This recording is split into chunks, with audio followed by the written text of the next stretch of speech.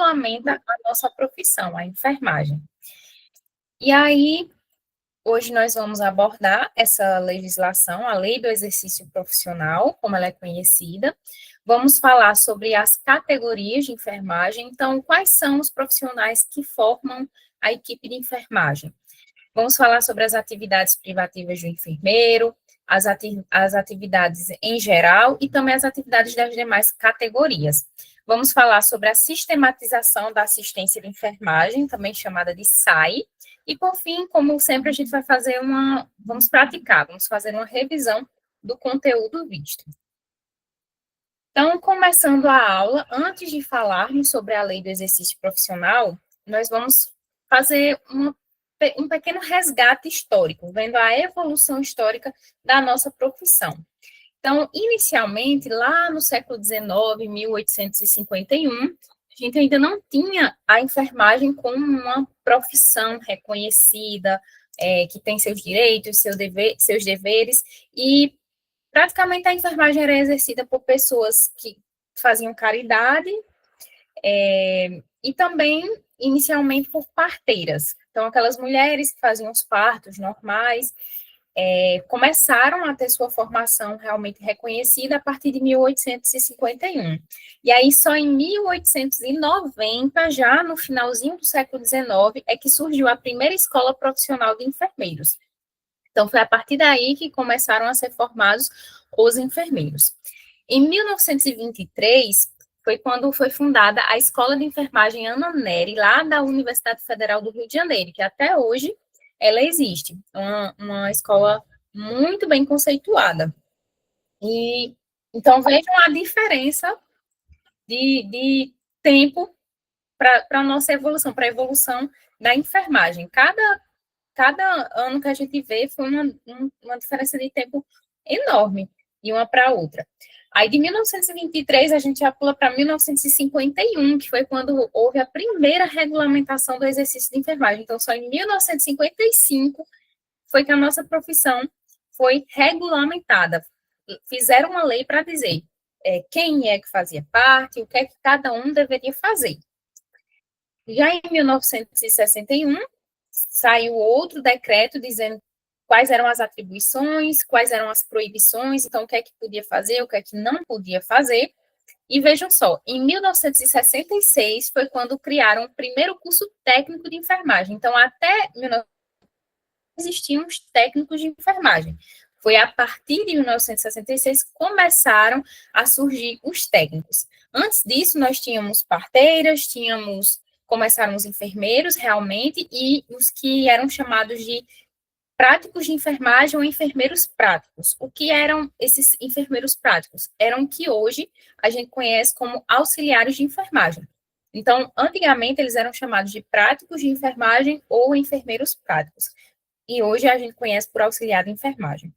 E aí, em 1973, foi quando criaram o nosso Conselho Federal de Enfermagem e os nossos conselhos regionais de enfermagem. Então, antes disso, a gente respondia ao Ministério do Trabalho, ao Conselho de Medicina, mas nós não tínhamos um conselho próprio para definir nossas normas, nossas resoluções, para nos legislar. Então, só a partir de 1973 que surgiram o COFEN e os CORENs.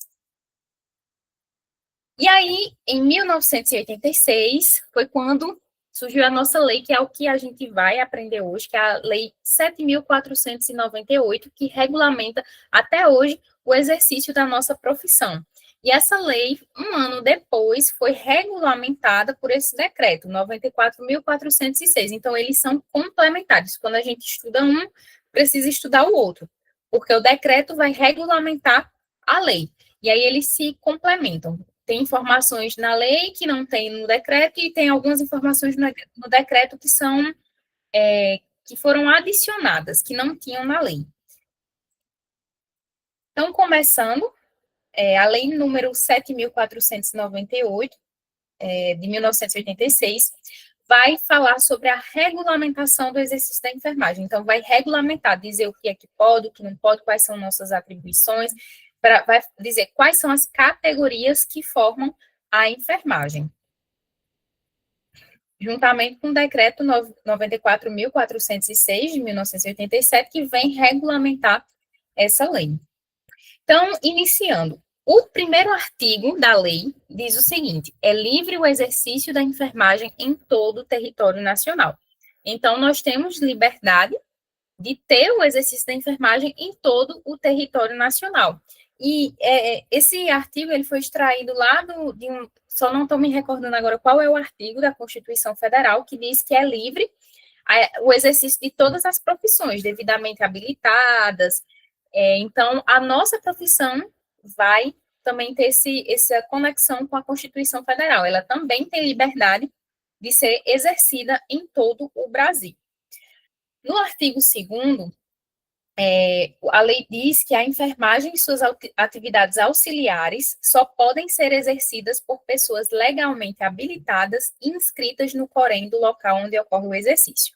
Então, traduzindo, precisa ser habilitado, então, se for enfermeiro, tem que ter a formação de enfermeiro, se for técnico, tem que ter a formação de técnico, e precisam estar inscritas no Corém. E no Corém de onde? De onde você trabalha. Então, se eu sou aqui da Paraíba, eu preciso estar inscrita no Corém da Paraíba. Agora, tem gente que trabalha em 2 estados diferentes, e aí, como é que fica? Tem que ter o Corém dos 2 estados. Então, por exemplo, se eu sou enfermeira aqui da Paraíba, mas também vou trabalhar em Pernambuco, por exemplo, eu tenho que ter o Corém da Paraíba e de Pernambuco. Então, eu vou pagar a anuidade dos 2 Coréns. Além disso, a enfermagem também é exercida privativamente pelo enfermeiro, pelo técnico de enfermagem, pelo auxiliar de enfermagem e pela parteira ou parteiro. Então, essas são as categorias da enfermagem. Enfermeiro, técnico, auxiliar e parteiro. São 4 profissões dentro da enfermagem. E aí vocês têm que ter isso em mente. 4 profissões: enfermeiro, técnico, auxiliar e parteiro. Tudo certo, pessoal? Posso continuar? Tem alguma dúvida? Leia um pouquinho chato, mas vamos tentar não deixar tão pesada a aula. Então, continuando. O artigo 3º da lei diz que o planejamento e a programação das instituições e serviços de saúde devem incluir o planejamento e a programação de enfermagem. O que isso quer dizer? Então, os hospitais, as unidades básicas de saúde, todos os locais onde existe a atuação do enfermeiro, existe o exercício da enfermagem, precisam incluir o nosso planejamento, a nossa programação de enfermagem.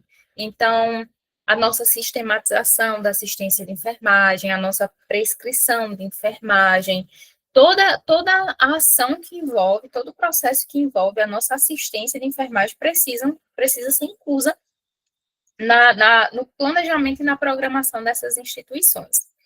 E a programação de enfermagem vai incluir a prescrição da assistência de enfermagem. O que é essa prescrição?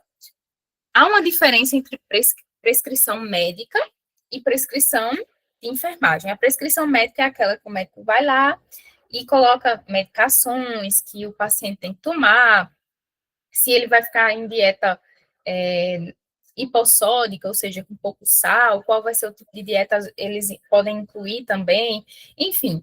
É aquela prescrição que a gente vê lá no hospital, que está lá no postinho, para a gente fazer o preparo das medicações. É por ela que a gente se baseia. Mas a prescrição de enfermagem é uma que o enfermeiro vai fazer, e aí é quanto à assistência que vai ser prestada, tanto pelos enfermeiros quanto pelos técnicos, por todos os profissionais de enfermagem que estão naquele local. Então, quando diz mudança de decúbito a cada 2 horas, isso é uma prescrição de enfermagem, e aí pode ser executada pelo enfermeiro e também pelo técnico, que vai fazer essa mudança de posicionamento a cada 2 horas.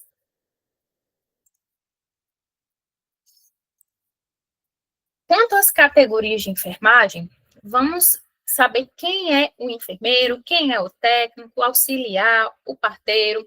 Então, o enfermeiro é aquele que tem um diploma de enfermeiro conferido por instituição de ensino. Então, por exemplo, eu tenho o meu diploma de enfermeira, portanto, eu sou considerada enfermeira. Além disso, se tiver o diploma de obstetriz ou de enfermeira obstetra, também é considerado enfermeiro, também entra nessa categoria da enfermagem. Então, a gente sabe que tem o enfermeiro obstetra, e aí ele entra nessa mesma categoria. Além disso, se esse diploma for emitido por uma escola estrangeira, um curso estrangeiro, também é considerado enfermeiro aqui no Brasil, desde que seja registrado por intercâmbio cultural. Então, digamos que é uma pessoa que não é brasileiro, é de outro país e vem fazer um intercâmbio aqui no Brasil. Aí registra o diploma dessa pessoa aqui no Brasil e aqui ela vai ter os mesmos direitos. Ela é considerada enfermeira, do mesmo jeito que uma pessoa que é brasileira natural. Ou então, uma pessoa que vem, que fez o curso fora, no exterior, e vem, volta para o Brasil, precisa revalidar esse certificado para ser considerado enfermeiro. Então, são essas as situações. O mais tradicional é o primeiro, em que a gente vai, faz o curso, se forma, recebe o diploma ou o certificado, pronto, é enfermeiro, é o mais comum. E quem é o técnico de enfermagem? Então, é considerado técnico aquela pessoa que tem o diploma ou o certificado de técnico de enfermagem emitido por uma escola, por uma instituição de ensino, que é o mais comum também, que é o que vai acontecer com vocês. Daqui a algum tempo, vocês vão terminar o curso, vão receber o diploma e aí vão poder ir lá no Corém, dar entrada na carteirinha e se tornarem habilitados a exercer a profissão. Também é considerado técnico de enfermagem aquele que tem um diploma, um certificado de uma escola ou curso estrangeiro, e da mesma forma, veio para fazer intercâmbio e registrou, ou então fez lá em outro país e vai voltar para o Brasil e vai revalidar aqui no Brasil. Então, todas as duas situações são consideradas um técnico de enfermagem. O auxiliar de enfermagem. Então, o titular de certificado de auxiliar de enfermagem, conferido por instituição de ensino, hoje não se formam mais auxiliares de enfermagem, porém, essa categoria não foi extinta. Aqueles que já eram auxiliares de enfermagem continuaram, apesar de muitos terem optado por fazer o curso técnico, então deixaram de ser auxiliares para se tornarem técnicos de enfermagem, mas tiveram aqueles que optaram por continuarem como auxiliares. E aí a categoria está aí, ela não foi extinta, ela faz parte da enfermagem. Além disso, o titular de certificado de enfermeiro expedido até o ano de 1950. Então, aqueles que se formaram até 1950, que tinham lá como enfermeiro, eles são considerados auxiliares, por questão de formação mesmo, que não é a mesma formação. Então, aqueles até 1950 não receberam a formação que é realmente exigida para um enfermeiro, e aí são considerados auxiliares.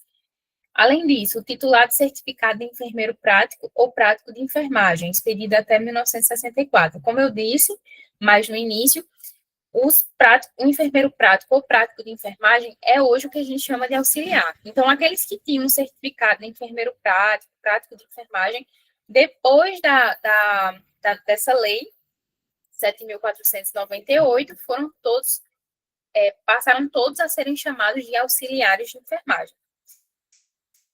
O pessoal é enquadrado como auxiliar de enfermagem no decreto-lei de 1967, que foi um decreto que já chamava auxiliar de enfermagem também, que tinha essa categoria, e o titular de diploma ou certificado conferido por uma escola ou um curso estrangeiro por conta de intercâmbio ou revalidação, da mesma forma que os demais. E parteiras ou parteiros, quem são? São aqueles que têm o certificado previsto no decreto de 1946, então tem um decreto lá de 1946 que já trazia a regulamentação da parteira, ou também aquele que tem um diploma ou certificado de parteira conferido por escola ou curso estrangeiro, da mesma forma, por intercâmbio cultural ou então por revalidação aqui no Brasil. E aí eu queria saber de vocês. Vocês sabem quais atividades cada categoria pode ou não executar? Ou então, todo mundo pode fazer a mesma coisa? Então, se todos são da equipe de enfermagem, todo mundo pode fazer a mesma coisa. O que é que vocês acham?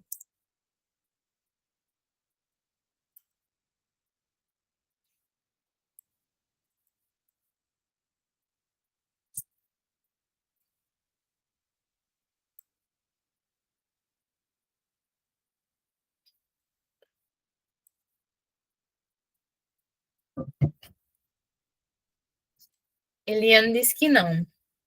Os enfermeiros são responsáveis por práticas mais invasivas, as atribuições são diferentes, cada um tem sua função. Isso mesmo, pessoal, vocês estão certíssimas. Cada profissão vai ter a sua função, as suas atribuições, sendo que o enfermeiro, ele vai ter as suas atividades privativas. O enfermeiro é aquele que vai fazer, ele pode executar todas as atividades de enfermagem. Então, as atividades do enfermeiro, as atividades do técnico, do auxiliar, até porque ele é o supervisor. Então, se eu vou supervisionar, eu também tenho que saber fazer aquilo. Porém, as outras categorias não podem fazer tudo o que o enfermeiro faz, porque existem atividades que são privativas do enfermeiro. E aí a gente vai ver direitinho o que são essas atividades privativas. O artigo 11 diz: o enfermeiro exerce todas as atividades de enfermagem, que é isso que eu acabei de falar. O enfermeiro pode exercer todas essas atividades, mas os outros não podem exercer todas as atividades do enfermeiro. Então, quais são as atividades privativas do enfermeiro? Primeiro, dirigir um órgão de enfermagem integrante da estrutura básica da instituição de saúde, seja ela pública, privada, e também chefia de serviço e de unidade de enfermagem. Traduzindo, o enfermeiro ele pode dirigir uma instituição, por exemplo, ele pode ser um diretor de um hospital, mas aqui já seria uma atividade integrante, uma atividade que outras profissões podem fazer. Só que nesse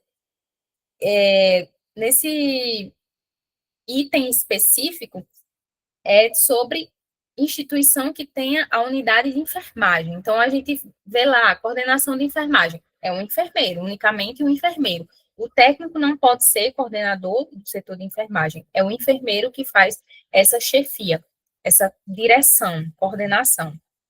Além disso, organização e direção dos serviços de enfermagem e de suas atividades técnicas e auxiliares nas empresas prestadoras desses serviços. Então, o enfermeiro vai organizar, vai dirigir, vai supervisionar tanto as suas atividades enquanto enfermeiro, como também as atividades dos técnicos e dos auxiliares, naquelas empresas, nas instituições onde haja essa prestação de serviço.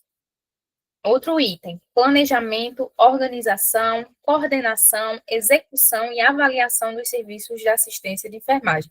Então, o enfermeiro, de forma privativa, vai fazer toda essa parte, vai planejar, vai organizar, vai coordenar, vai também executar aquilo que precisa ser executado, vai avaliar se os serviços estão sendo feitos da forma adequada, isso sempre focando para a assistência de enfermagem.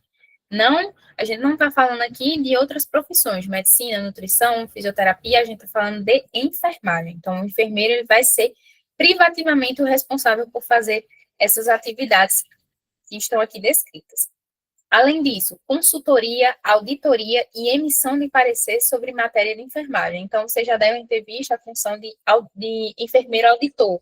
Então, esse enfermeiro ele vai ficar responsável por fazer toda a auditoria da prestação de serviço, da enfermagem, vai analisar prontuário, todos os materiais necessários para decidir sobre alguma questão. Também pode ser consultado sobre um material. Esse material é melhor, essa marca é melhor, é mais adequada. O enfermeiro também vai prestar essa assistência. Consulta de enfermagem é algo privativo também do enfermeiro, só o enfermeiro pode prestar a consulta de enfermagem, aí nessa consulta ele vai fazer um exame físico desse paciente, a gente segue aí um sentido desse exame físico, cabeça até os pés, vai fazer também a anamnese, o que seria a anamnese? A coleta de dados. Então, coletar todos os dados possíveis sobre esse paciente, histórico, de doenças, medicações faz uso, o que é que ele está sentindo no momento, enfim. E vai, a partir disso, elencar diagnósticos de enfermagem, que a gente vai falar mais na frente, que seriam esses diagnósticos de enfermagem, que são diferentes do diagnóstico médico. Além disso, prescrição da assistência de enfermagem também é privativa do enfermeiro, só o enfermeiro pode fazer essa prescrição, que é, como eu falei, aquela prescrição que vai colocar os cuidados da equipe de enfermagem que devem ser prestados àquele paciente. Então, se o paciente tem risco de queda, manter grades elevadas, é um item que pode ser colocado na prescrição da assistência de enfermagem. Paciente que tem risco de lesão por pressão, fazer mudança de decúbito a cada 2 horas, verificar sinais vitais a cada 6 horas, tudo isso faz parte da prescrição de enfermagem. Cuidados diretos de enfermagem a pacientes graves com risco de vida. Então, aquele paciente que apresenta um risco de vida iminente, que é um paciente de emergência, ele deve receber os cuidados diretos do enfermeiro e não das demais categorias.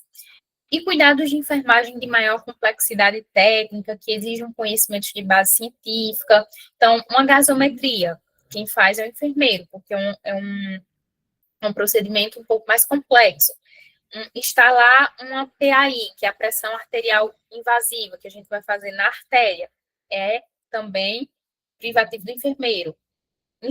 Inserção de uma sonda vesical de demora, atividade privativa do enfermeiro.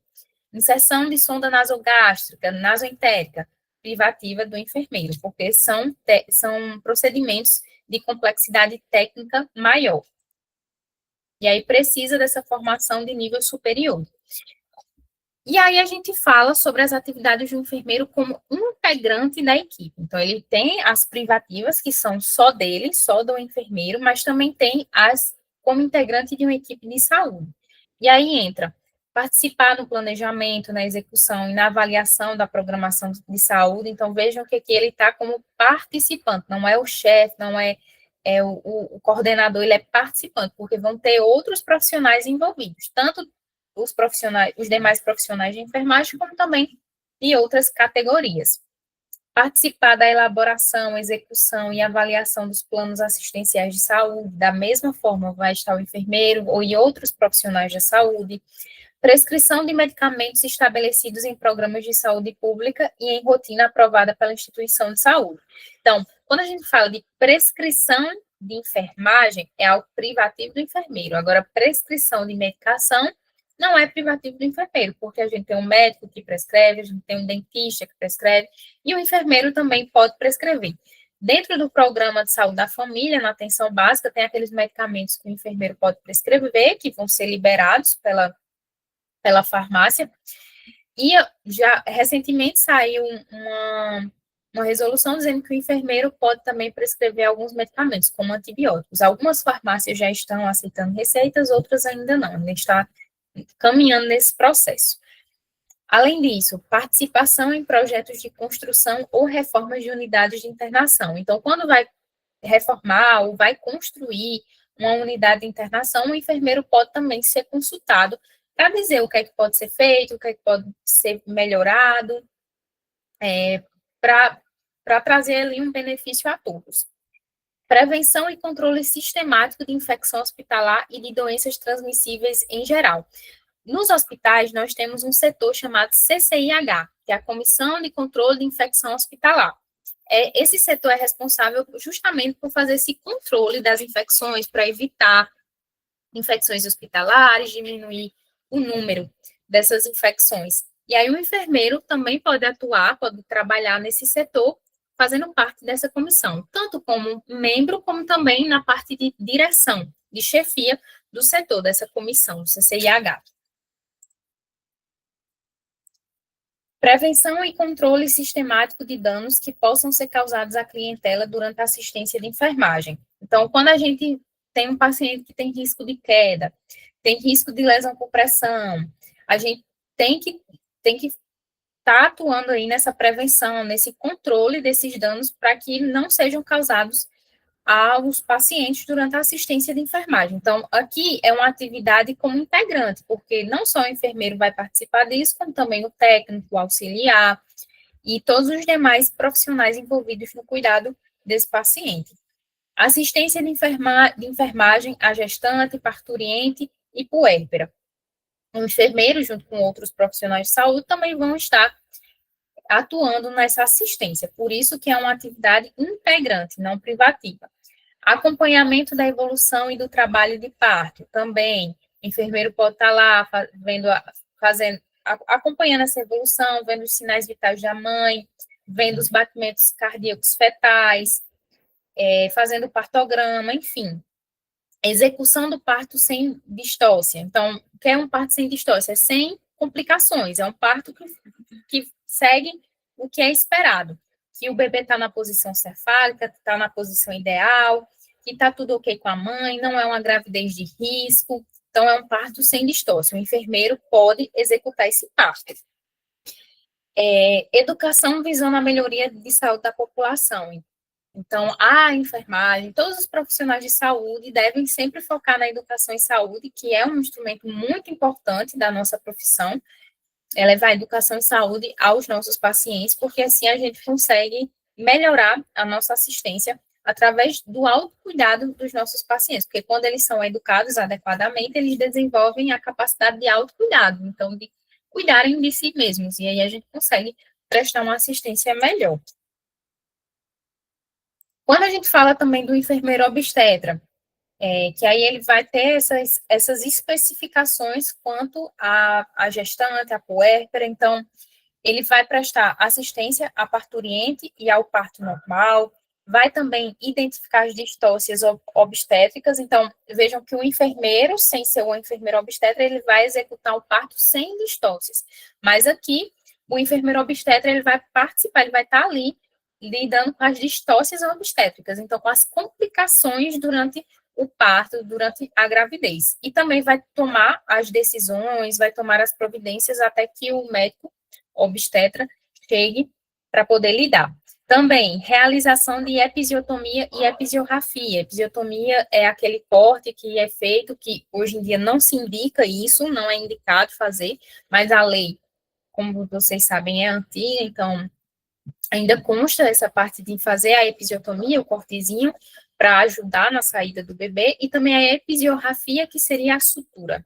Você faz o corte e depois faz a sutura, com aplicação de anestesia local quando necessário. Então, o enfermeiro obstetra, ele, perante a lei, ele tem legalidade para fazer esse procedimento de episiotomia e episiografia, apesar de lembrando que não é indicado, hoje em dia não se indicam mais. Então, agora a gente entendeu o que é que faz parte da categoria do enfermeiro, e a gente vai falar sobre a categoria do técnico de enfermagem. Então, o técnico vai exercer uma atividade de nível médio, então vocês se formaram, fizeram ensino fundamental, ensino médio, e agora estão fazendo um curso técnico. E aí, a atividade do técnico vai envolver uma orientação, um acompanhamento do trabalho de enfermagem.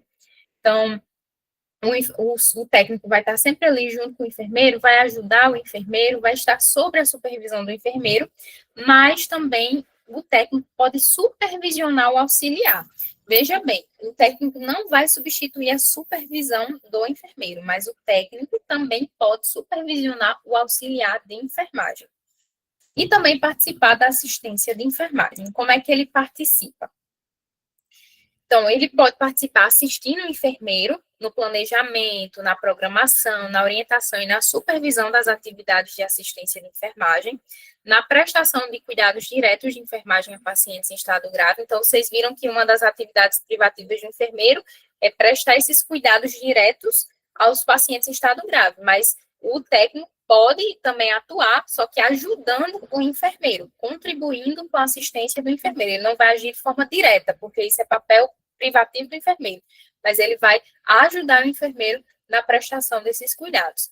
Além disso, assistir também o enfermeiro na prevenção, no controle das doenças transmissíveis em geral, em programas de vigilância epidemiológica, na prevenção e no controle sistemático da infecção hospitalar. Então, da mesma forma que o enfermeiro atua lá no CCIH, o enfermeiro também, o técnico de enfermagem, perdão, também pode aí estar contribuindo com essa assistência na prevenção e no controle sistemático de danos físicos que possam ser causados a pacientes durante a assistência de saúde, e isso é essencial, é primordial, vocês têm um papel fundamental nessa parte, nesse item, porque vocês estão em contato direto com o paciente, então vocês conseguem reconhecer esses riscos, podem também evitar esses riscos, como nós já temos visto nessas aulas. Então, levantar uma grade, fazer a mudança de posição, verificar os sinais vitais adequadamente, registrar tudo direitinho, conferir medicação, tudo isso são formas de prevenir danos físicos aos nossos pacientes durante a nossa assistência. Também, executar atividades de assistência de enfermagem, exceto as privativas do enfermeiro. Então, todas as atividades de enfermagem, tirando as que são privativas do enfermeiro, também podem ser executadas pelo técnico de enfermagem. E fazer parte da equipe de saúde. O técnico de enfermagem é um integrante e é essencial na equipe de saúde. Então, se a gente vai na atenção básica, tem o técnico de enfermagem. Se a gente vai no contexto hospitalar, tem o técnico de enfermagem. Se a gente vai para uma UPA, técnico de enfermagem. Então, vocês integram a equipe de saúde. E os auxiliares de enfermagem? Eles vão exercer atividade de nível médio também, só que de natureza repetitiva, envolvendo mais serviços auxiliares. Então, eles são, como o nome diz, eles vão auxiliar, sempre sobre supervisão. E também participação em nível de execução simples, em processos de tratamento. Então, como é que isso se dá na prática? São os auxiliares de enfermagem que vão preparar o paciente para consultas, para exames e tratamentos. Uma observação, muitas atividades aqui do auxiliar de enfermagem são coisas que o técnico executa, justamente porque hoje a gente já praticamente não vê muitos técnicos, muitos auxiliares, são, em sua grande maioria, técnicos de enfermagem. Então, muito do que a gente vai ver aqui que o auxiliar faz, hoje quem faz é o técnico. Então, preparar o paciente para consultas, para exames, para tratamentos. O paciente vai fazer uma colonoscopia, tem que fazer o preparo, vai fazer uma endoscopia, faz o preparo do paciente para o exame, que é o técnico que faz hoje em dia. Observar, reconhecer, descrever sinais e sintomas. Então, se ele percebe que o paciente está apresentando um sinal, algo que chama a atenção, que não é normal, ele vai e avisa. Executar tratamentos especificamente prescritos ou de rotina, além de outras atividades de enfermagem. Então, de rotina ou de prescrição, nós temos medicamentos via oral, parenteral, então, o auxiliar de enfermagem, ele também pode aplicar medicações por via parenteral, que no caso intramuscular, subdérmica, intradérmica, subcutânea e intravenosa. Realizar controle hídrico. Então, aquele paciente precisa fazer um controle hídrico, fazer um balanço hídrico, uma coisa do tipo. O auxiliar também pode fazer, que hoje em dia quem faz é o técnico, fazer curativos simples, porque curativo complexo é do enfermeiro. Um curativo que precisa fazer desbridamento, que precisa aplicar algum tipo de produto mais específico, algo mais complexo, quem faz é o enfermeiro. Agora, curativos simples, o técnico pode fazer, e aqui no caso o auxiliar de enfermagem também. Aplicar oxigênio terapia, nebulização. Então, por exemplo, vai colocar oxigênio terapia por cânula nasal, tipo óculos. O auxiliar pode instalar. Vai fazer nebulização, pode preparar. Enteroclisma, enema. Então, o paciente precisa de um enema. O auxiliar pode fazer. Aplicar calor ou frio. Então, uma bolsa quente, uma bolsa fria para algum tipo de hematoma, contusão, alguma coisa do tipo. O auxiliar pode fazer. Então, vejam que na prática, hoje em dia, o que a gente vê aqui, tudo isso é feito pelo técnico, justamente porque a gente não vê mais tanto o auxiliar. Pelo menos aqui na Paraíba, nas minhas experiências, eu nunca vi. Não sei se aqui na sala, na turma, tem alguém que seja auxiliar, enfim. Além disso, sim, continuando sobre essa parte dos tratamentos específicos. Executar tarefas de conservação e aplicação de vacina. Então, para conservar a vacina, o auxiliar também pode fazer essa parte da conservação. Aplicar a vacina, o auxiliar também pode. Efetuar o controle de pacientes e de comunicantes em doenças transmissíveis. Então, lá tem um paciente que está com tuberculose, a gente precisa fazer o controle desse paciente e das pessoas que tiveram contato com ele. O auxiliar pode atuar também. Realizar testes e proceder à sua leitura. Então, teste rápido de HIV, teste rápido de sífilis, de hepatite B, hepatite C, o técnico pode fazer. Colher material para exames laboratoriais, também. Prestar cuidados de enfermagem pré e pós-operatórios, o auxiliar também. Circular em sala de cirurgia e, se necessário, instrumentar. o auxiliar também. Então, vejam que é praticamente a descrição do técnico, mas porque justamente o técnico substituiu o auxiliar em sua maioria. E executar atividades de desinfecção e esterilização, que a gente vê hoje que quem trabalha na CME, na Central de Material e Esterilização, é o técnico, que faz toda essa parte.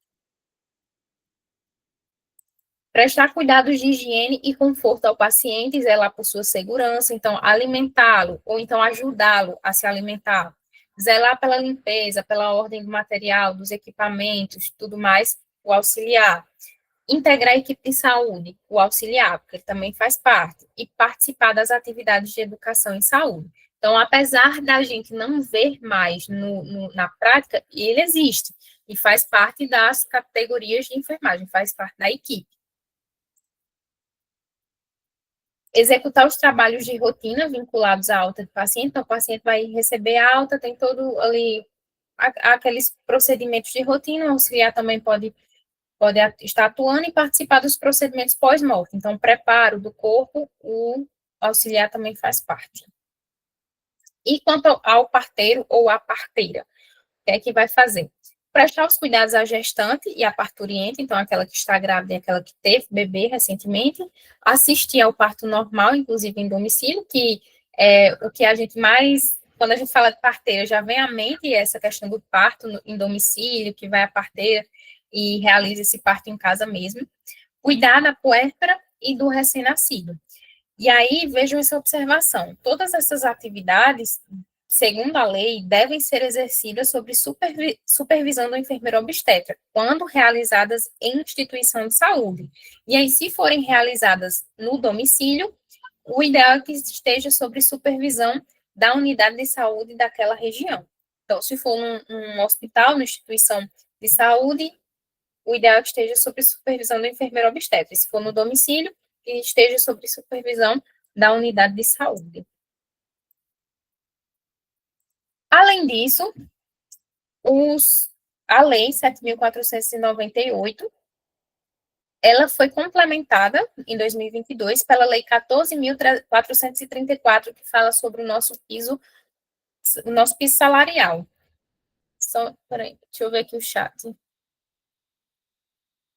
Também, bastante.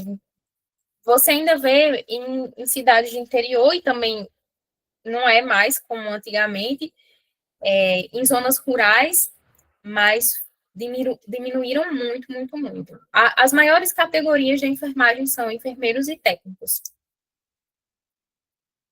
Então, continuando, o nosso piso salarial foi uma conquista que conseguimos em 2022, e aí ela foi adicionada à nossa lei do exercício profissional, a 7.498.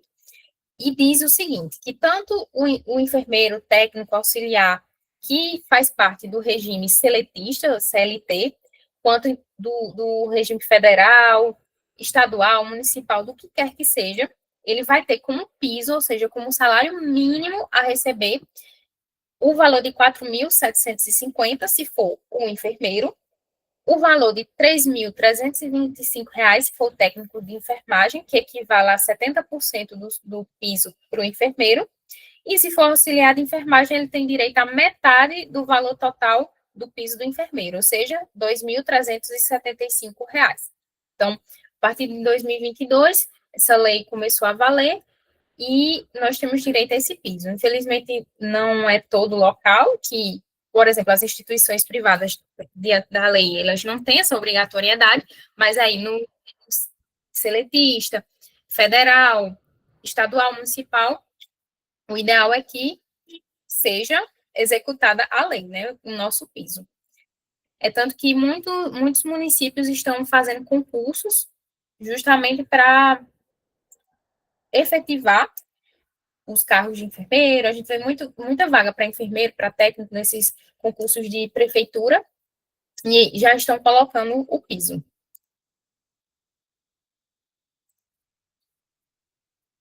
Além disso, essa lei também fala sobre a questão de repouso, sobre o nosso descanso. Então, a lei fala que as instituições de saúde, públicas, privadas, têm que ofertar condições adequadas de repouso durante todo o nosso horário de trabalho, E aí os nossos locais de repouso precisam ser destinados para o nosso descanso, especificamente para o nosso descanso.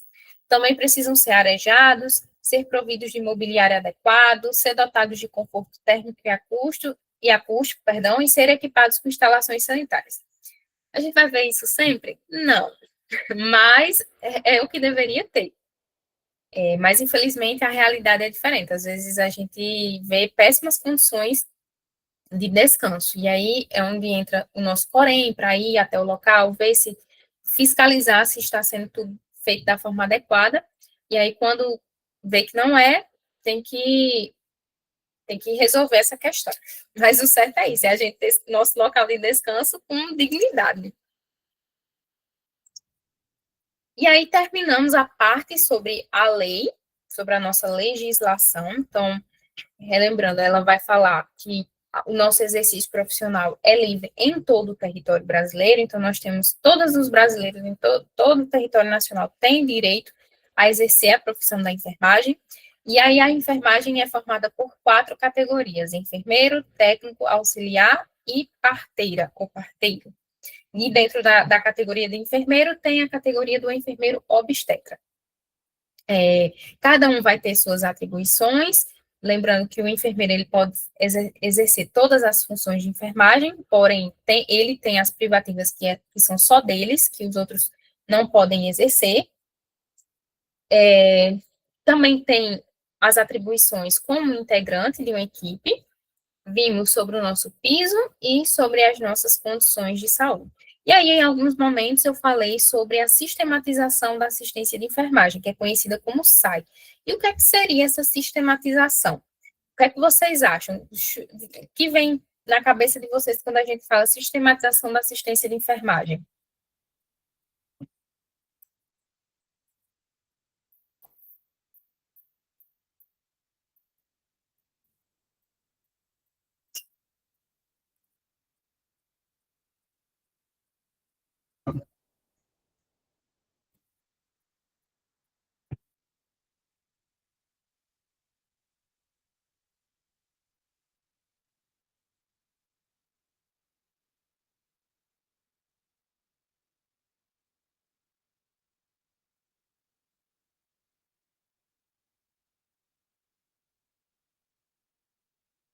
Organização. Sim, padronização. Isso mesmo, pessoal. A sistematização da assistência de enfermagem é justamente uma forma de organizar, de padronizar a nossa assistência de enfermagem. A assistência prestada pelo enfermeiro, pelo técnico, pelo auxiliar e pelas parteiras. E como é que se dá essa sistematização? Pelo processo de enfermagem. Esse processo de enfermagem como o nome já diz, é um processo que é efetuado através de 5 etapas. E aí, antigamente, a gente já tinha essas etapas, mas ano passado saiu uma resolução do COFEN atualizando essas etapas. E aí, elas devem ser realizadas em todo o contexto socioambiental em que ocorre o cuidado de enfermagem, então, no hospital, na atenção básica, onde tiver a prestação de serviço da enfermagem, a gente precisa ter esse processo de enfermagem, essa sistematização da assistência de enfermagem. E aí, para isso, ele precisa estar fundamentado em teorias, então não pode ser fonte e vozes da minha cabeça, tem que ter embasamento teórico, tem que ter instrumentos que vão avaliar os riscos, tem que ter protocolos, então nós temos que ter um embasamento muito bem estruturado para poder executar esse processo de enfermagem. E nós temos, a enfermagem tem inúmeras teorias, quando a gente está fazendo a disciplina a graduação de enfermagem, a gente vê essas teorias, tem a teoria ambientalista, tem teoria das necessidades básicas, enfim, temos várias teorias que vão justamente fundamentar o nosso processo de enfermagem. Nós também temos instrumentos. Eu já comentei aqui em sala sobre a escala de Morse, que é para avaliar o risco de queda, e a escala de Braden, que é para avaliar o risco da pessoa de desenvolver lesão por pressão. E existem várias outras, tem muitas escalas que foram já avaliadas, foram aprovadas, que a gente utiliza na nossa prática. E elas também vão fazer parte desse processo de enfermagem. Então, como eu disse, são 5 etapas e elas se interrelacionam. Então, elas vão, tanto podem ser, elas são cíclicas. Então, a gente inicia uma aqui, vai, e acaba partindo do início, elas são cíclicas e elas também são relacionadas. Então, quando eu passo para uma, a outra depende da anterior e assim vai. E elas dependem, elas são interdependentes. Então, para que eu possa executar uma, eu preciso da outra. E quais seriam essas etapas? Então, a primeira etapa é a avaliação de enfermagem. Nesse momento, nós vamos fazer uma anamnese, como eu disse, a anamnese é coletar dados e vamos fazer um exame físico. Então, a gente vai ter dados subjetivos, que é aquele que o paciente vai me dizer. Então, vamos fazer uma identificação daquele paciente, nome, idade, nome da mãe, enfim, vamos também saber qual é o histórico de doenças daquele paciente, se ele tem diabetes, se ele tem hipertensão, o que é que ele tem, se ele já fez cirurgia, qual é o histórico da doença atual dele, então se ele foi internado, por que que ele foi internado? Ah, porque está investigando isso, ah, porque está com infecção urinária, enfim, todos os dados possíveis, exames de imagem, exames de sangue, tudo que a gente puder coletar desse paciente, a gente vai coletar. E também depois a gente vai fazer um exame físico, que esse exame físico é sentido céfalo-caudal, que é que isso quer dizer, é da cabeça aos pés. Então a gente vai observando da cabeça, olhos, boca, nariz, vai descendo, vai vendo a região do tórax.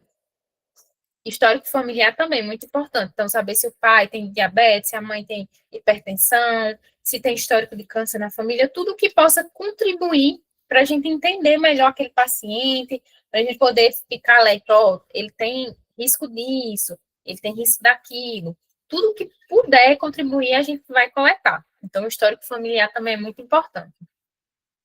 E aí, continuando, esse exame físico a gente vai fazer, a gente tem alguns processos que quem faz é o enfermeiro, então o enfermeiro, no caso da enfermagem, né, a gente tem o exame físico feito por outros profissionais, mas no caso da assistência de enfermagem, o enfermeiro vai fazer esse exame físico, onde a gente tem a ausculta, então a gente vai escutar o coração, vai escutar o pulmão, vai escutar a região da barriga, vai fazer também palpação, então apertando a barriga, por exemplo, para saber se aquele paciente sente alguma dor, vai fazer a inspeção. Inspeção é observar, é olhar aquele paciente para ver se a gente acha, só vendo a gente encontra alguma coisa que chama atenção. Enfim. E aí, quando a gente faz toda essa coleta de dados, todo esse exame físico, a gente pode obter alguns detalhes. E a partir desses detalhes, a gente vai fazer diagnóstico de enfermagem. Lembrando que diagnóstico de enfermagem é diferente de diagnóstico médico. O diagnóstico de enfermagem, ele vai reconhecer, como eu posso dizer, necessidades. Então, necessidade daquele paciente. O diagnóstico médico, ele vai dar um diagnóstico clínico. Então, ele vai dizer se o paciente tem insuficiência cardíaca, se o paciente tem câncer coloretal, por exemplo, isso daí é o médico quem vai fazer esse diagnóstico clínico. O enfermeiro não pode chegar e colocar lá, paciente tem insuficiência cardíaca. A gente, enquanto enfermeiro, não pode. Mas a gente pode chegar e dizer, volume de líquidos excessivo. O que é isso? Que está tendo muito volume de líquido dentro do organismo do paciente. Ou seja, ele está inchado, ele está demasiado, ele está com congestão. Isso daí a gente pode dizer. Inclusive, é um termo dos diagnósticos de enfermagem que a gente pode utilizar, que pacientes com insuficiência cardíaca, por exemplo, muitas vezes apresentam essa congestão, esse edema. E aí, a gente não pode dizer que ele tem insuficiência cardíaca, mas a gente pode dizer que ele está com volume excessivo de líquido. E aí, isso daí é um julgamento clínico.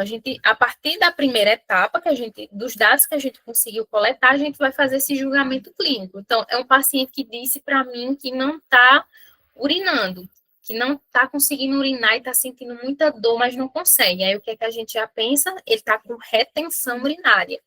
E aí, uma atividade do enfermeiro é passar uma sonda vesical de demora, ou então uma de alívio, para poder esvaziar a bexiga dele. E aí, essa etapa é privativa do enfermeiro, o técnico, nem o auxiliar, nem parteiro pode elencar esses diagnósticos, é só o enfermeiro. E aí a gente faz esses diagnósticos a partir de dois instrumentos.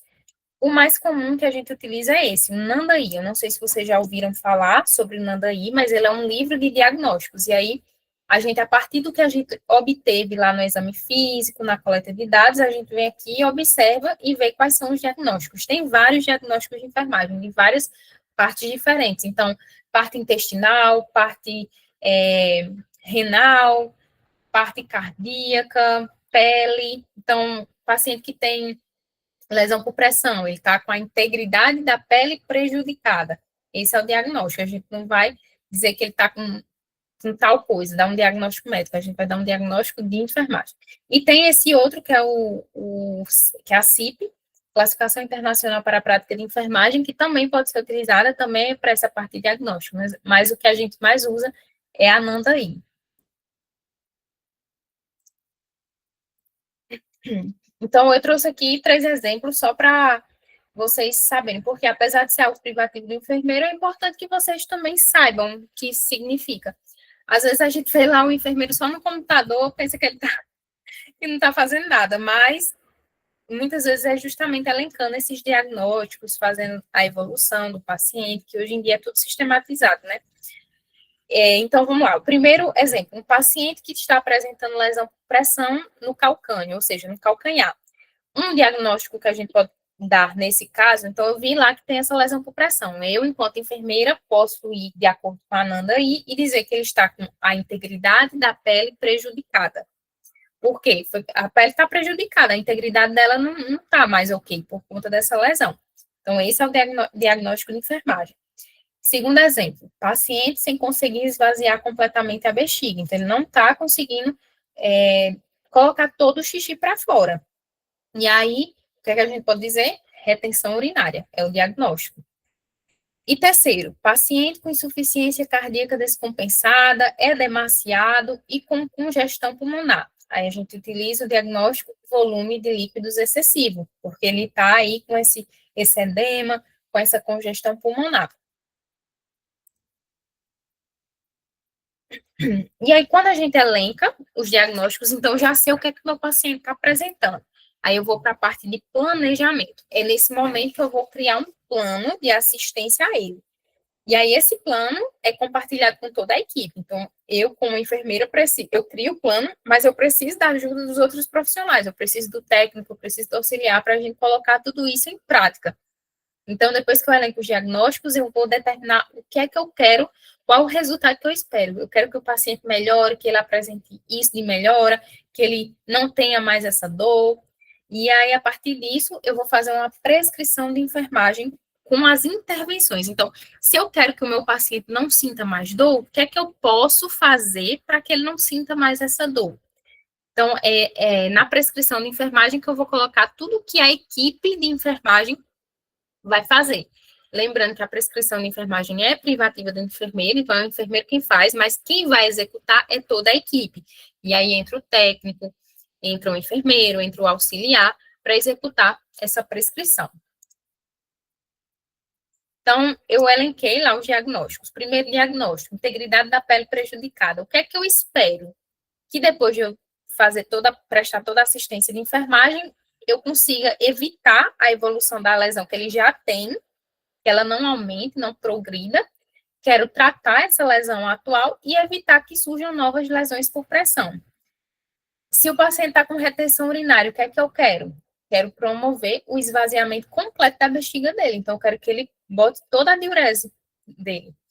Volume de líquidos excessivo, o que é que eu quero? Diminuir essa congestão pulmonar, essa congestão sistêmica, né? Diminuir esse edema. Então, isso é o que eu espero. E como é que eu vou obter? Como é que eu vou chegar a isso?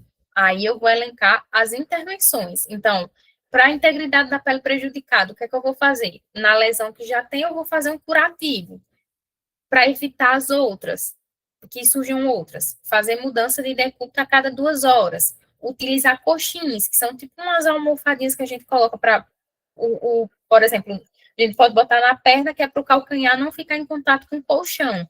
E aí, que é justamente esse contato direto, essa fricção que vai gerando, abrindo a lesão por pressão. Então, a gente pode colocar esses coxins para o calcanhar ou para outra parte do corpo não ficar nessa fricção com o colchão. Então, isso tudo eu vou colocar lá na prescrição de enfermagem e quem vai executar? Enfermeiros, técnicos e auxiliares. Então, fazer essa mudança de decúbito, um técnico pode ir lá e fazer essa mudança a cada 2 horas. Outro exemplo, a retenção urinária. Então, para evitar essa retenção urinária, o que é que eu posso fazer? Instalar uma sonda vesical de alívio, ou, de acordo com a necessidade, uma sonda vesical de demora. Vou avaliar a diurese desse paciente. E aí, quem é que pode fazer isso? O enfermeiro, o técnico, o auxiliar. Volume de líquidos excessivo. O que é que eu posso fazer? Uma coisa que é muito importante no paciente que tem insuficiência cardíaca é pesar esse paciente todo dia em jejum. Então, todo dia pela manhã, em jejum, a gente pesa ele. Realizar controle hídrico. Então, saber direitinho o que é que ele está ingerindo, quanto que ele está botando para dentro, quanto é que ele está botando para fora, para a gente ter esse controle para evitar o edema, evitar a congestão pulmonar. E aí, quem é que faz isso? A equipe de enfermagem toda.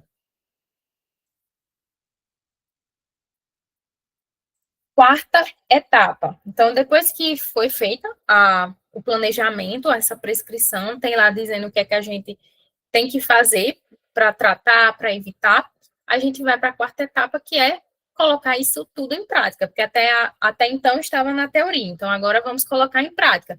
Vamos realizar essas intervenções, essas ações, tudo que foi colocado lá no momento do planejamento. E aí a gente precisa da colaboração de toda a equipe de enfermagem, do técnico, do enfermeiro, do auxiliar de enfermagem, todos os que estão envolvidos na prestação de cuidados desse paciente. E a quinta e última etapa é a evolução de enfermagem. E aí, essa etapa também é privativa do enfermeiro. É nesse momento que o enfermeiro vai observar tudo que foi feito e vai anotar. Isso é todo dia. Então, a todo plantão, o enfermeiro precisa fazer essa evolução e colocar lá no prontuário do paciente. Então, colocar o que é que foi visto do paciente, o que é que ele verbalizou, o que é que ele está sentindo, se tem alguma queixa, se foi feito algum curativo, o que é que foi feito nele. Então, tudo que a gente puder colocar nessa evolução, a gente coloca e deixa lá no prontuário desse paciente, para que outros profissionais, ou então a própria equipe de enfermagem, possa ler e se atualizar sobre o que aconteceu com aquele profissional naquele último plantão. Eu trouxe aqui um exemplo de uma evolução de enfermagem. Então, a gente coloca, o paciente está consciente, orientado, com estado geral regular. Aí foi feita uma ausculta. Na ausculta do coração, a gente percebeu que está tudo normal. Bolhas cardíacas estão com som normal, o ritmo cardíaco está regular. Fizemos uma ausculta respiratória. Murmúrios vesiculares presentes, que são os sons normais do nosso pulmão, sem ruídos adventícios, ou seja, sem ruídos diferentes, que não é para ter no pulmão. Acesso venoso periférico em membro superior esquerdo com GELCO 22, que foi instalado aí dia 26/11, sem sinais flogísticos. O que são sinais flogísticos? Sinais de inflamação, que é muito importante, principalmente os técnicos têm que estar sempre avaliando a presença de sinais de inflamação nos acessos, porque para evitar flebite é inflamação do vaso. Além disso, o abdômen dele está plano, não tem dor quando a gente palpa. Os ruídos hidroaéreos, que são os sons que o nosso intestino faz normalmente, estão presentes. Eliminações vesicais, que são as eliminações urinárias, e também as intestinais estão presentes. E aí, entre parênteses, tem essa palavra SIC. SIC é segundo informações colhidas. Ou seja, foi o paciente que me disse isso, não fui eu que observei, foi ele que me disse. E aí, LPP, que é lesão por pressão, estágio 2, em calcânio direito. Aí a gente vai colocar os sinais vitais, ou a gente aferiu, ou então o técnico aferiu. Então, temperatura, pulso, frequência cardíaca, frequência respiratória, pressão arterial, tudo isso a gente coloca. E no fim a gente coloca conduta. Então, se ele está com uma lesão por pressão, então foi realizada a limpeza da lesão por pressão, com soro fisiológico, sabão que tem HMB, foi utilizado hidrogel, que é um produto muito bom que a gente utiliza em determinadas lesões, creme barreira. foi feito um curativo oclusivo, ou seja, só para cobrir aquela lesão com gás estéril. Então, isso daqui é um exemplo de uma evolução que o enfermeiro faz.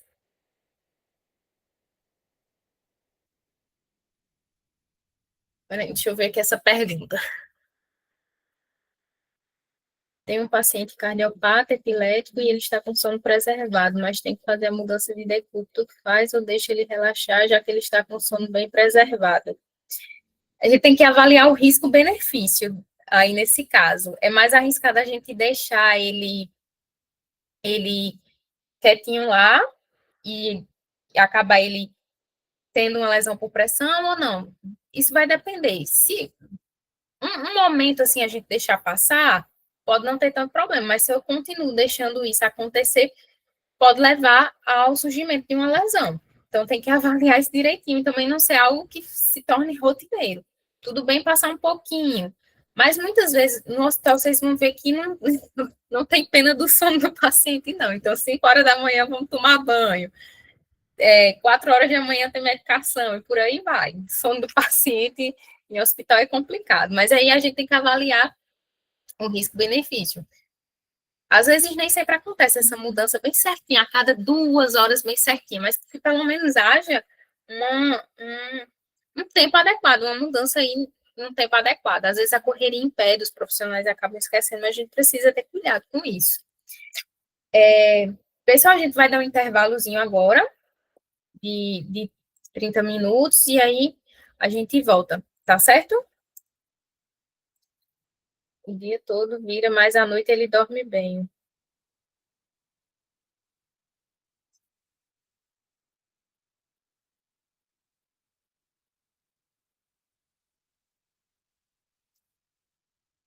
Mas dependendo do risco dele, é melhor que vire à noite, mesmo atrapalhando um pouquinho o sono, mas é melhor que vire do que manter ele a noite toda sem virar, dependendo do risco que ele apresente. Vai depender do risco que ele tem de desenvolver lesão por pressão. Por isso que a gente tem a escala de Braden, que ela vai avaliar esse risco. Se ele não tiver risco, um risco baixo, a gente não precisa colocar a cada 2 horas. Agora, se ele tem um risco elevado de desenvolver, aí a gente precisa ter um cuidado maior.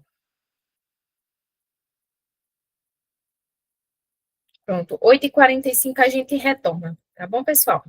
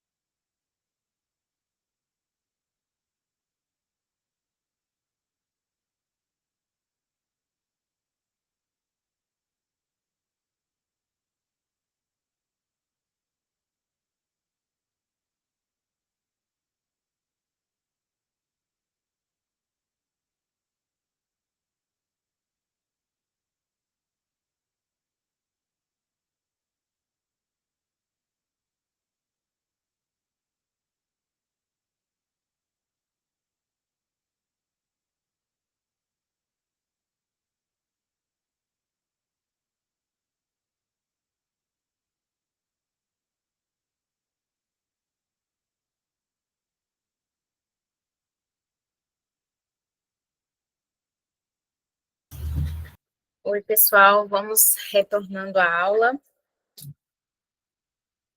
Dando continuidade aqui, a gente viu as 5 etapas do processo de enfermagem. Então, nós temos a avaliação da enfermagem, que é o momento em que a gente faz a coleta de dados e o exame físico.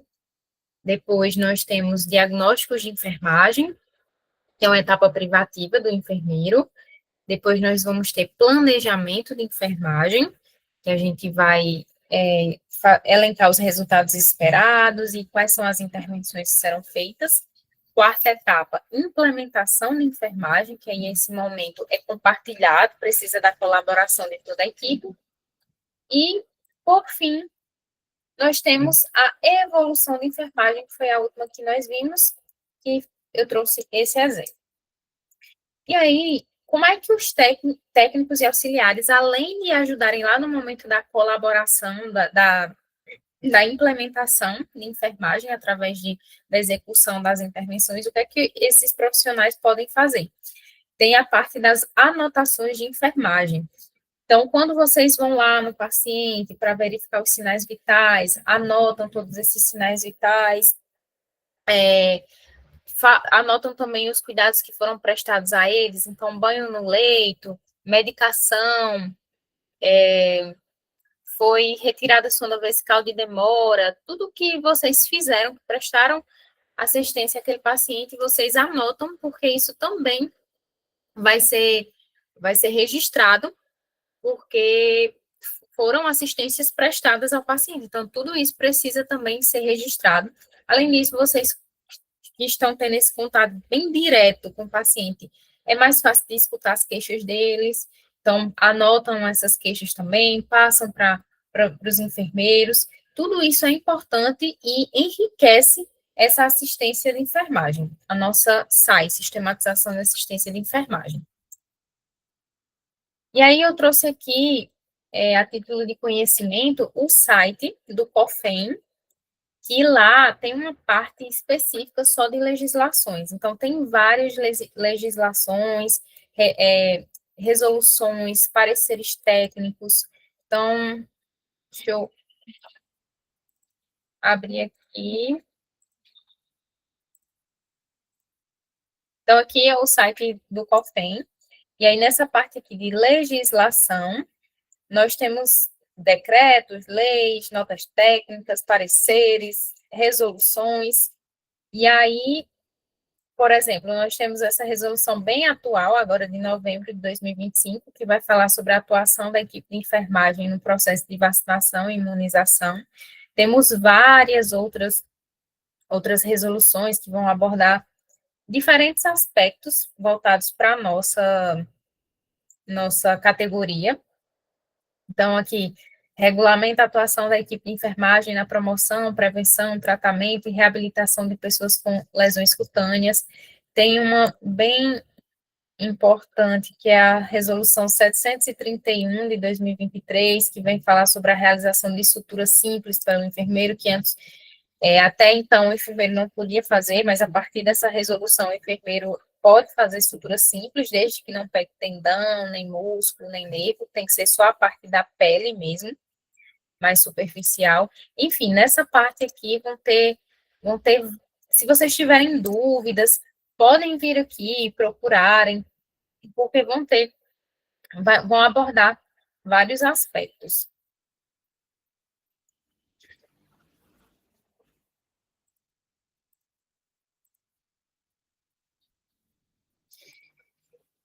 E aí,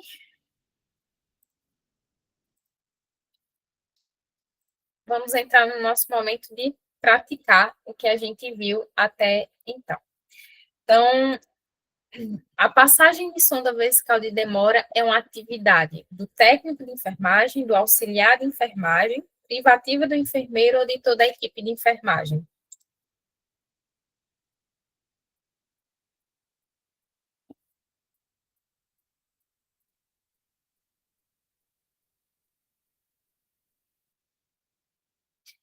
Privativa do enfermeiro. E aí, alguém discorda? Quem é que concorda?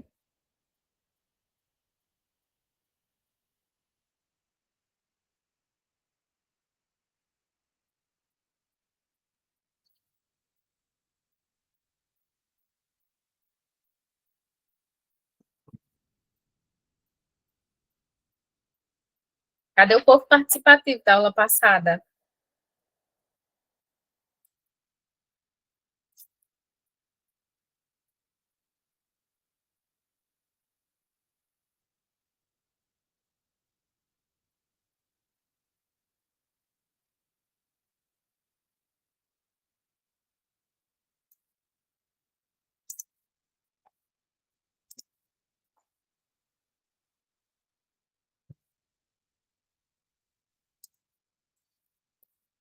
É isso aí. A passagem de sonda vesical de demora é uma atividade privativa do enfermeiro. Isso mesmo, estão certíssimas. Porque é considerado um procedimento de complexidade maior. Então, lembram lá, uma das atividades privativas é a parte de procedimentos, atividades de complexidade técnica maior. Então, passar uma sonda vesical de demora entra nesse requisito. Próxima, a punção venosa periférica pode ser realizada por qual ou por quais categorias? Por toda a equipe, sob supervisão do enfermeiro, apenas por enfermeiros e técnicos, apenas por técnicos ou apenas por auxiliares.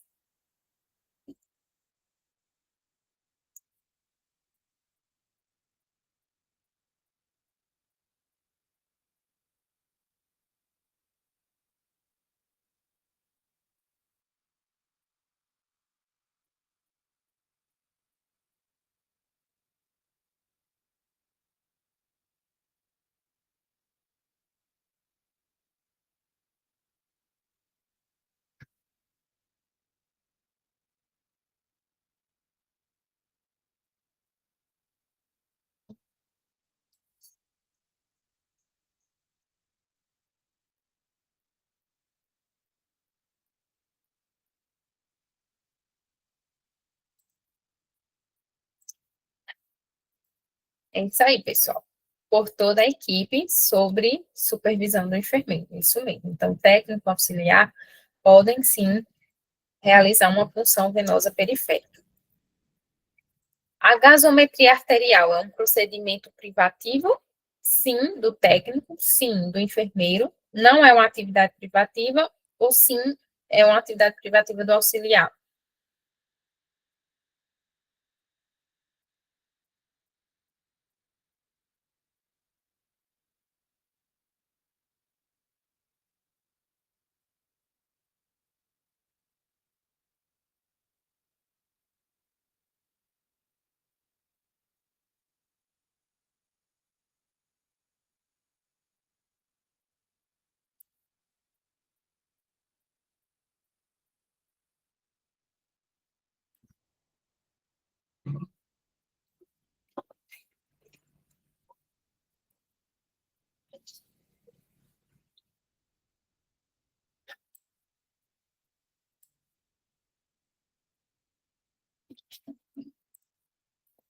Isso mesmo, é uma atividade privativa do enfermeiro, a mesma questão da sonda vesical. Também é considerado um procedimento complexo, de complexidade técnica maior. O técnico pode fazer um curativo complexo com desbridamento? Não, porque o técnico não faz curativo nenhum. Sim, sem supervisão do enfermeiro? Não, pois não é permitido pelo COFEN, ou sim, sobre supervisão do médico.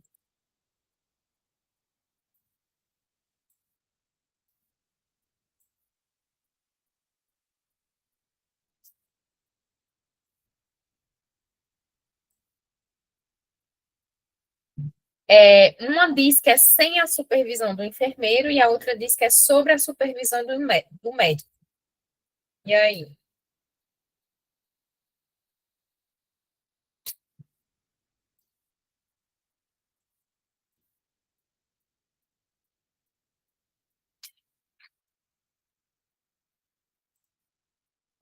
Então, o COFEN não diz que o técnico pode fazer um curativo complexo com desbridamento. Isso daí é uma atividade do enfermeiro. Só que em alguns casos o enfermeiro pode deixar o técnico fazer, desde que o enfermeiro esteja supervisionando e que o técnico tenha capacitação para isso. Mas o COFEN, ele diz que não é permitido. técnico faz curativo simples, certo? Porque desbridamento é o quê? A gente tirar o tecido necrótico. Então, quando fica aquela parte preta na lesão, sabe? Que é o tecido necrótico. E aí a gente pode fazer o desbridamento, tanto com um bisturi, uma pinça, como também utilizando produtos. E aí isso é uma atividade do enfermeiro. O técnico, ele fica auxiliando o enfermeiro, mas aí em determinadas situações, com a supervisão do enfermeiro, e sendo um técnico que tem a capacidade, ele pode fazer, ele atendendo essas exigências. Mas, em geral, é uma competência do enfermeiro. A gente vê, tem técnicos dessa área de feridas, né? Como eu disse, em alguns casos pode, sobre a supervisão do enfermeiro, que tenha essa capacitação. O técnico de enfermagem pode retirar a sonda vesical de demora, verdadeiro ou falso?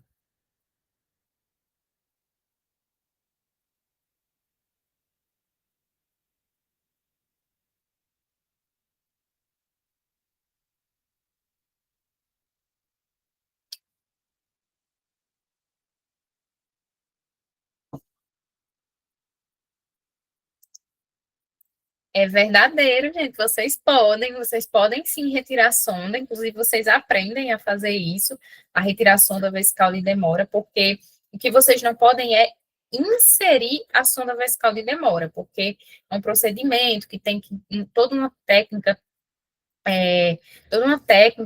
estéreo, e aí realmente é de maior complexidade e o enfermeiro quem faz, mas retirar a sonda vesical de demora são vocês que fazem, muitas vezes, no contexto hospitalar. E aí tem que ter todos os cuidados quando vai retirar a sonda vesical de demora, que ela tem aquele balonete, e aí precisa tirar a água que fica ali dentro, para a gente não puxar e tracionar a uretra do paciente, e às vezes até mesmo pode rasgar a uretra, danificar a uretra do paciente, então tem todo um cuidado, mas vocês podem sim retirar a sonda. Olhe, segundo a lei, tudo feito pelo técnico, pelo auxiliar, tem que ser supervisionado. Só que na prática é algo que o técnico está lá, tem a sua enfermaria, tem os seus pacientes, ele vai lá, precisa tirar a sonda, ele vai ser um enfermeiro, tira a sonda e pronto. É isso que a gente vê na prática. Mas segundo a legislação, precisa da supervisão. Mas a gente não vê o técnico indo com o enfermeiro para fazer uma punção venosa, para administrar uma medicação. Então, na prática é diferente. Mas lembrando que, se você tem dúvidas, se você não sabe, o ideal é que você vá, chame um enfermeiro para poder te auxiliar nesse momento, te orientar. A passagem de sonda nasogástrica, aquela que vai pelo nariz, que vem até o estômago, é uma atividade privativa do auxiliar de enfermagem, do técnico de enfermagem, de toda a equipe ou privativa do enfermeiro.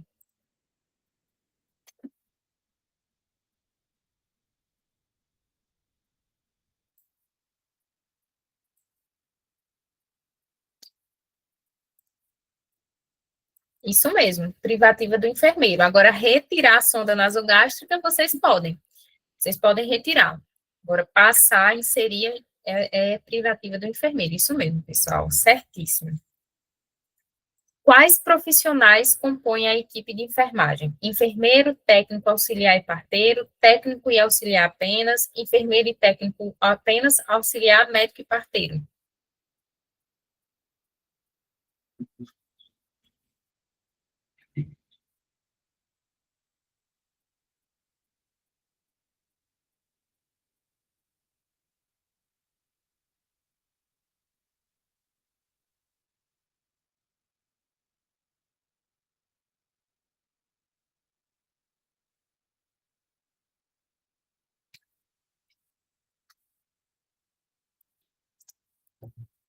Certíssimas, isso mesmo. São 4 categorias: enfermeiro, técnico, auxiliar e parteiro. Isso mesmo, certíssimos. A segunda etapa do processo de enfermagem, que é a etapa de diagnósticos de enfermagem, não é privativa, podendo todos os membros da equipe participarem, verdadeiro ou falso?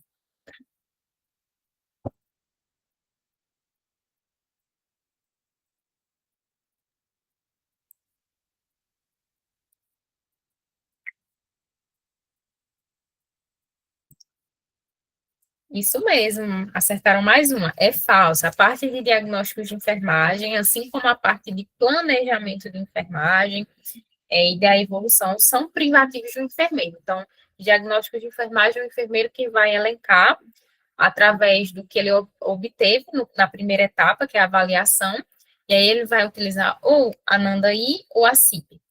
Na maioria das vezes é a NANDAI, para poder elencar esses diagnósticos. Então, falso, isso mesmo, pessoal. A prescrição de enfermagem é privativa do enfermeiro, verdadeiro ou falso?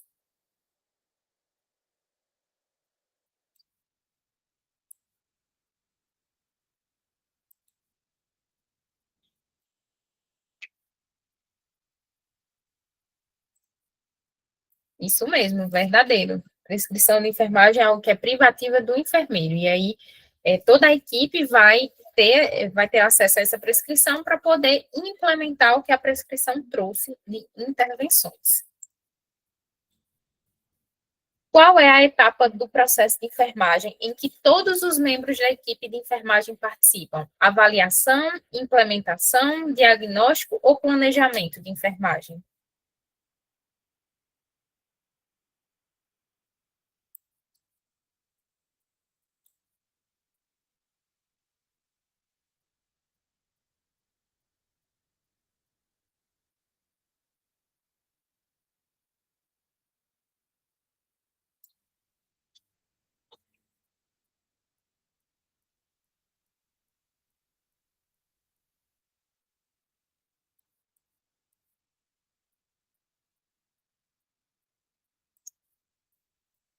Isso mesmo, implementação de enfermagem. Vocês estão acertando todas.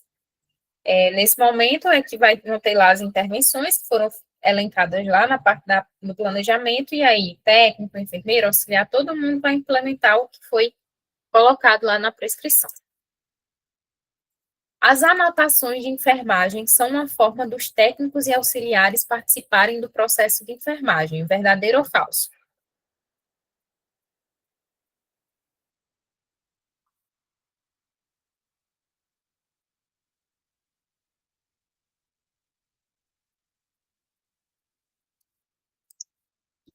Verdadeiro, isso mesmo.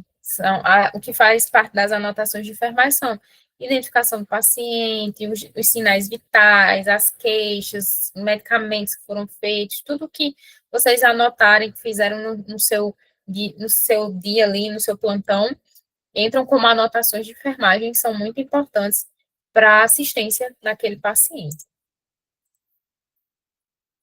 O técnico de enfermagem pode supervisionar o trabalho do auxiliar de enfermagem, verdadeiro ou falso?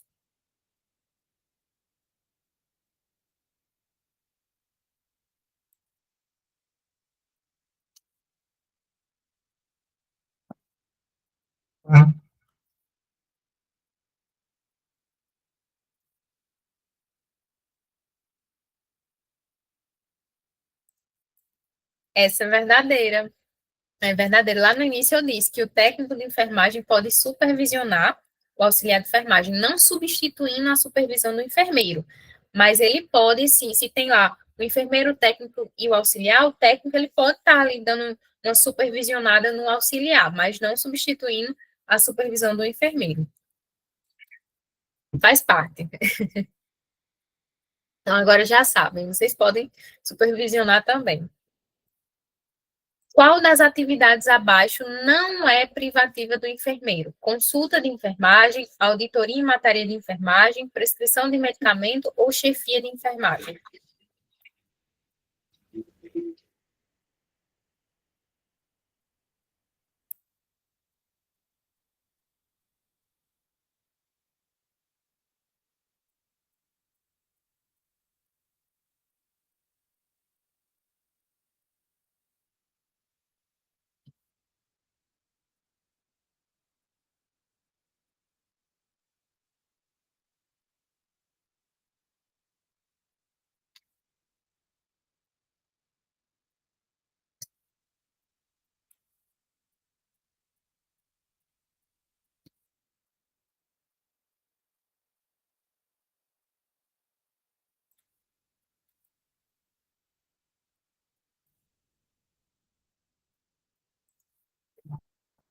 Quem diz prescrição de medicamento, certíssimo, isso mesmo. Por quê? Consulta de enfermagem é privativa do enfermeiro, auditoria em matéria de enfermagem, então, quando a gente vai auditar sobre a enfermagem, é privativo do enfermeiro, então é o enfermeiro quem audita, não é o técnico, nem o auxiliar, nem parteiro, é o enfermeiro. Chefia de enfermagem também, quem faz é o enfermeiro, mas prescrição de medicamento a gente tem médico, a gente tem dentista, que também prescreve. Então, não é algo privativo, é algo que o enfermeiro faz como um integrante de uma equipe de saúde. O técnico de enfermagem pode realizar sutura simples de acordo com a resolução COFEN número 731 de 2023, verdadeiro ou falso?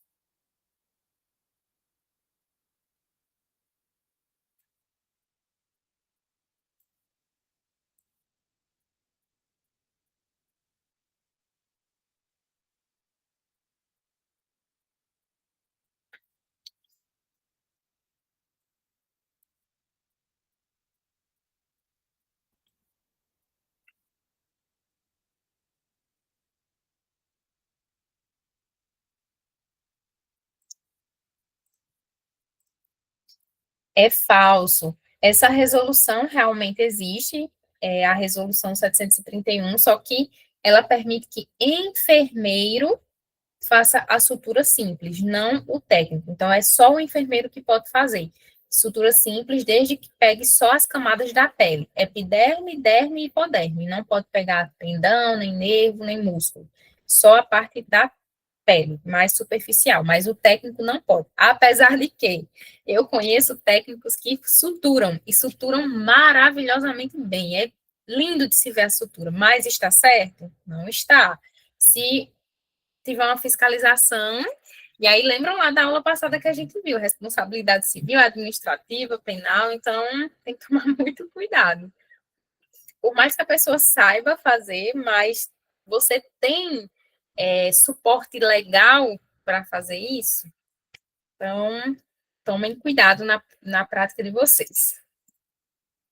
Então, gente, por hoje é só, mas próxima sexta tem mais.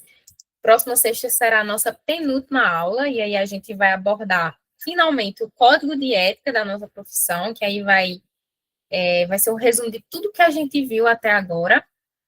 Nós vamos ver quais são os nossos deveres, quais são nossas obrigações, quais são as penalidades para aquilo que a gente faz de errado, quando a gente faz uma proibição. Então, vai ser uma aula boa. Eu espero que sim, participem na próxima aula, vai ser muito importante, a gente vai aprender muitas coisas. Vai ser a nossa penúltima aula, né? Está acabando. Então, boa noite, fiquem bem e até a próxima sexta. Tchau, pessoal.